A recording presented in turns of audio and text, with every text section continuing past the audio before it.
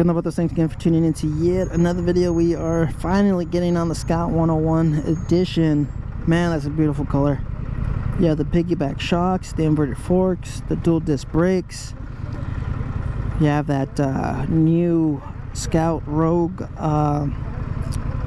quarter fairing. It's a beautiful bike, guys. You got to really see this bike in person. You have the TFT display on this. You have the 2-in-1 forward controls, the risers, a little bit taller than the Sport Scout. Are they? I don't know. I think they might be the same.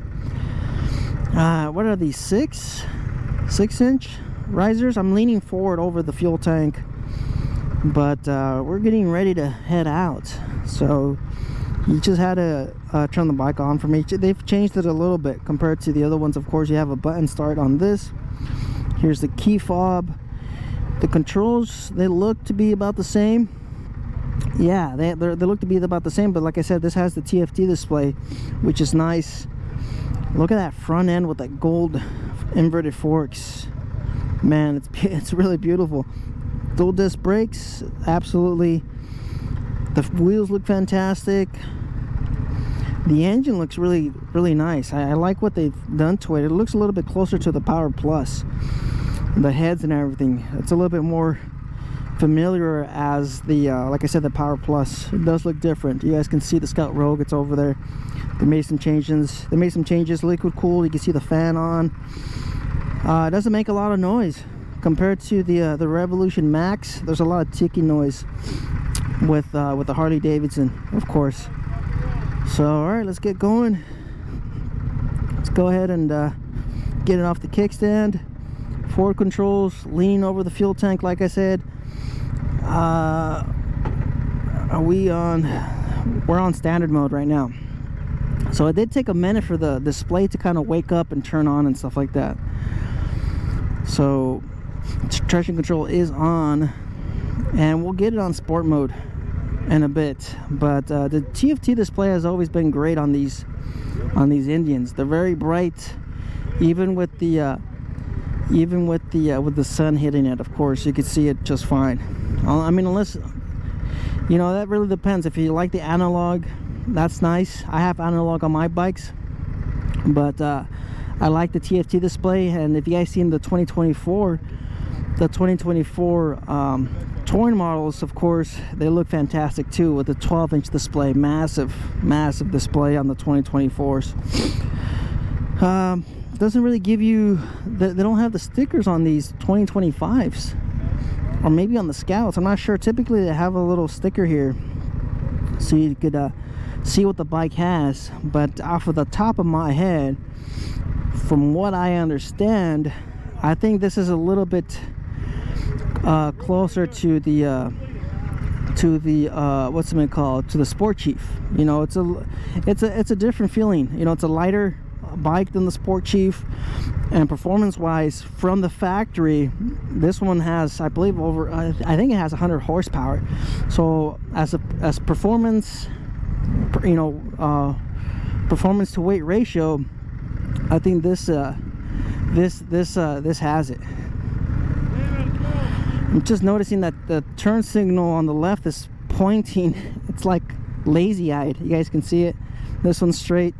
This one on the left is a little bit pointed towards the right.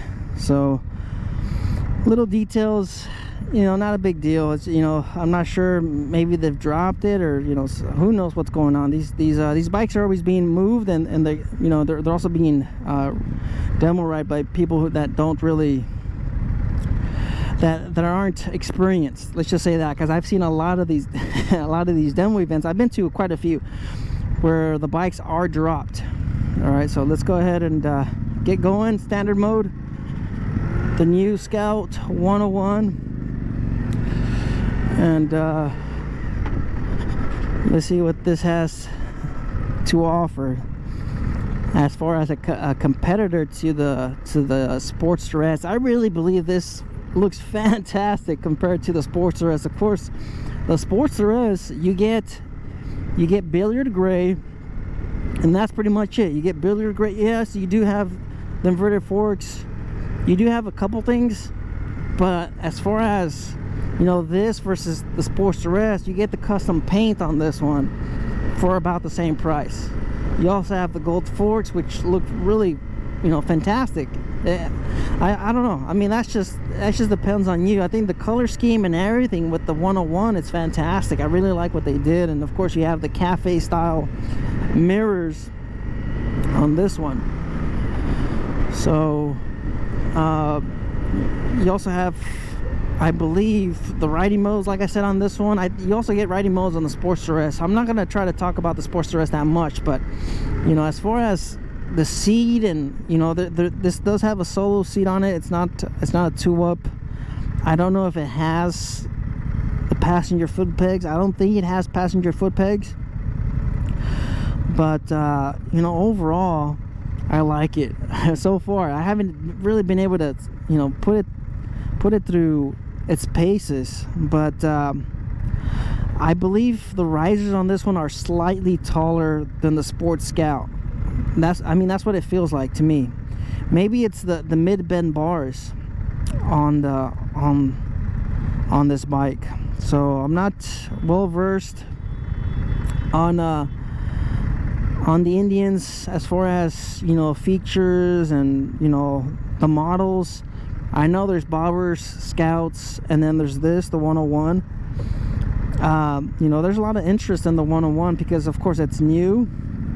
It's one of the newer, you know, bikes, and everybody kind of wants to get on it and, you know, check it out and stuff like that. It also has more performance. As far as the performance, I think it's aligned with most of the other Scouts. Not entirely sure. Like I said, I believe it has 100 horsepower, but there's no brochure sticker on here that will confirm what I believe it's got. Like I said, I'm just a Harley guy out here riding Indians. That's it. So standard mode feels pretty good. I've always mentioned this in the videos. I always like the riding modes, just to kind of change the way the bike feels from time to time. I have riding modes on my Lowrider S, and it's always neat to be able to, you know, change that on the fly. So yes, you have riding modes with power vision and stuff like that, but you'll have to, of course, you know, the maps, you'll have to shut it off and then change it and then turn it back on, let it cycle for 10 seconds and stuff like that to kind of load up a different tune. This one, you just push the button and it's ready to go. So it's neat. I like the riding modes. I've always mentioned this in the videos, and I also have, like I said, I also have a throttle tuner on my Lowrider S, and that's pretty much what the riding modes, I mean, that's what it is. They just remove the throttle lag that's built into these bikes to kind of protect, you know, people from you know, just going a little bit too nuts. But it's nice. You could always feel, as a new rider, I'm just saying, as a new rider, you could always kind of, you know, I'm just saying, if you don't have the confidence and you don't go the traditional route as far as buying an old bike and, you know, starting from there up, a lot of people, not a lot of people, but I've seen a few folks in the Facebook group that bought a Lowrider S as their first bike, or they bought, you know, touring models, or like a Road King or something like that as their first bike. You know, there's nothing wrong with that. But as far as myself and the riding modes, I really think it's a benefit for newer riders. That way they could get, you know, the hang of the sensitivity and the throttle control to kind of, you know, feel, because to have that as a new rider, that would be pretty scary. And if you're inexperienced, you don't know that, you know, you gotta get off the throttle. Some folks, as soon as they get pulled, they hold on, and then they throttle it out even more. So it is very aggressive. You guys can clearly see how the bike is it's moving with the sport mode. So I have a smile on my face. All right. I have a smile on my face. The bike feels great. Performance, throttle response, the 100 horsepower. It's a light bike, so you do get a lot of the benefits from, you know, the liquid cooled and the modern technology and these Indians, compared to, of course, my air cooled V-twin 1200. So let's go ahead and we haven't really spoken about the suspension, but I think you know, this has the piggyback shocks, so it does have an improved rear suspension, and then you also have the inverted fork, so you can really feel how the bike, man, I just wish I could ride this by myself. Man, this bike is screaming for more. I mean, you could really feel that this bike just wants more. It wants more twisties, it wants more performance, it just wants to go fast, and it wants to just, like, man, I could just feel this bike is begging, like, it's begging for me to abuse it. It's absolutely begging for me to abuse it, and unfortunately I can't, because the lead rider, he's not gonna allow it. Man, oh man, the bike feels amazing. I really like the suspension. It is a noticeable difference from, of course, the other Scouts. Like I mentioned in a previous video, you know, from, you know, just trying to compare the bikes, of course, because it really depends on the lead rider. We have different routes that they like to kind of go on and they like to try out and stuff like that. But so far the bike, oh man, the bike is, yeah, it's great. Oh, that is just crazy. It's cool. Man, I really like what Indian did with the 101. I dig the suspension, the inverted fork, the piggyback shocks. The seat is also really thick. You know, it's really thick, and it's got a nice wall to it too, so it really holds you in place. It really grips you without having, of course, that tall wall. I'm like, it's the seat, it just has me like gripped. It doesn't have gripper material. I don't believe it does it? I can't, I don't think it does, but man, I just feel like I'm planted in the seat. I feel like I'm one with the bike. Man, the bike feels amazing, guys. It's great. I'm really taken back on how well the bike's riding and how it feels. And, you know, like I said, style wise, the colorway, the custom look to it, and all of this for 17,000 bucks.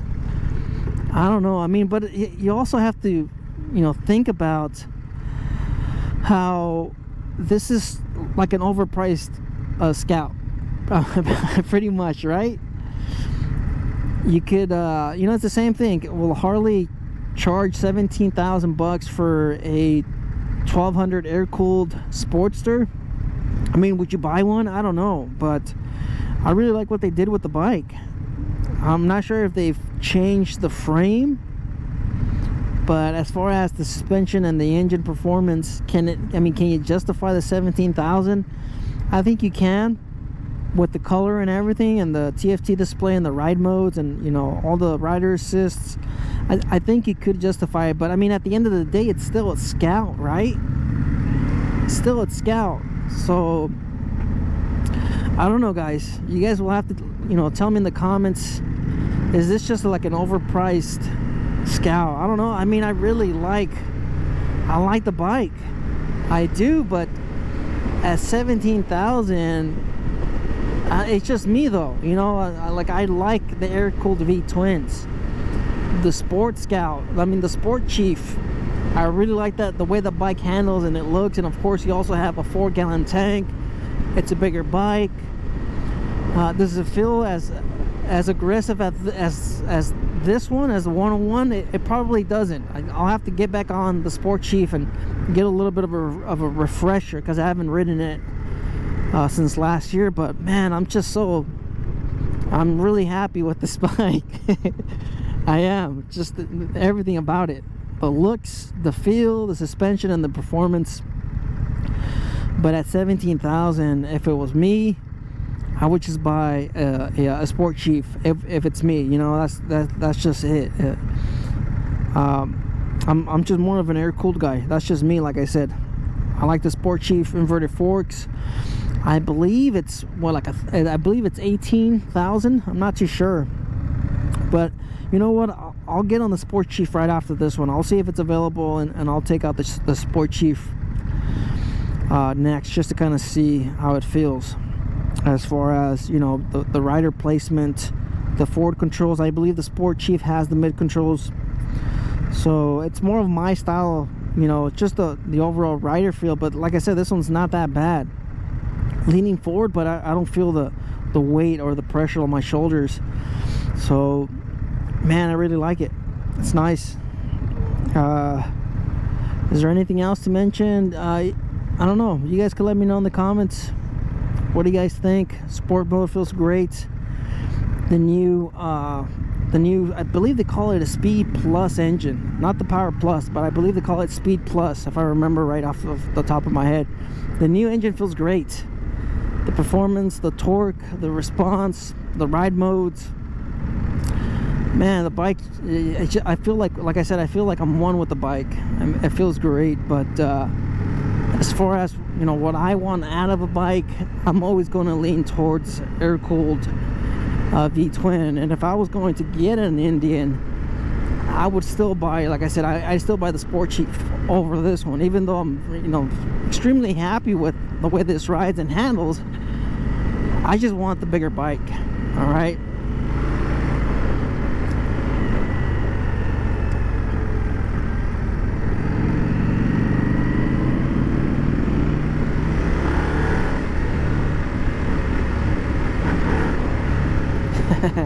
It's just crazy responsive. Alright, so let's see if we could start getting into how many gears does this have? Does this have a 6-speed? I guess we're about to find out, because I really don't know. We're on 3rd gear. It's still like it just wants to go. Like I'm telling you guys, this bike is begging for more. It's just, we're in the 5th. All right, it's got a 6-speed transmission, so that's neat. Of course, you have a 6-speed, so you'll be able to go on highways and you know, just ride at higher speeds at lower RPMs. That's what, you know, that means. All right, I have a Sportster. I ride at high speeds, and it has a 5-speed transmission, and if you're doing 80-90 miles per hour non-stop, you are running the engine hot, because of course it doesn't have a 6-speed, and the RPMs to keep it at the elevated speed of 90 plus for long periods of time, the engine does get hot. I mentioned this in videos on my Sportster. So let's just compare it to an air-cooled Sportster, I guess. Maybe you're someone that's looking to upgrade. Like I said, man, if you ask me, I would always say, if you're coming from a Sportster, or you're coming from a smaller bike, I would always say just get a full frame big V-twin, which would be the Chief lineup, or the Softail, the Milwaukee 8. I would always say just move up to that. If you have a Sportster, move up to that. I really don't see a point of you moving from a Sportster to this, because it's got the 3-gallon tank. You know, yeah, I guess if you want the performance and you want the suspension and stuff like that, but I really don't know. I mean, see, the issue is, from factory, this would be a nice upgrade from factory. If you don't want to do anything to the bike, you don't want to modify it, because I mean, Harleys, that's pretty much what they're known for. You have to modify them, you have to spend money on the bike. But as far as this one's pretty much set, and it's ready from the factory with the proper suspension, the proper performance. You don't have to spend thousands of dollars to, you know, get it to perform like this one. So I guess if you're someone that doesn't wrench on your own bike, and you're looking for peak performance and suspension, handling, and looks, aesthetically, this is a beautiful bike. I would say the 101 is perfect for you. But, you know, that being said, if you're looking at long range riding, you need a bigger tank. You'll also need a bigger fairing and stuff like that. So I mean, there's just so many different options. It really depends on your riding style. I've always mentioned that in the videos. If you're more of a city rider, then this is perfect. This is perfect with minimal, you know, highway riding. I believe this is a really good bike, because you could always upgrade the windshield. They have different options, so you could always get a little bit more wind protection depending on what you're doing. You know, I would say if you're doing 80% city with maybe 20% highway, this would be a good bike.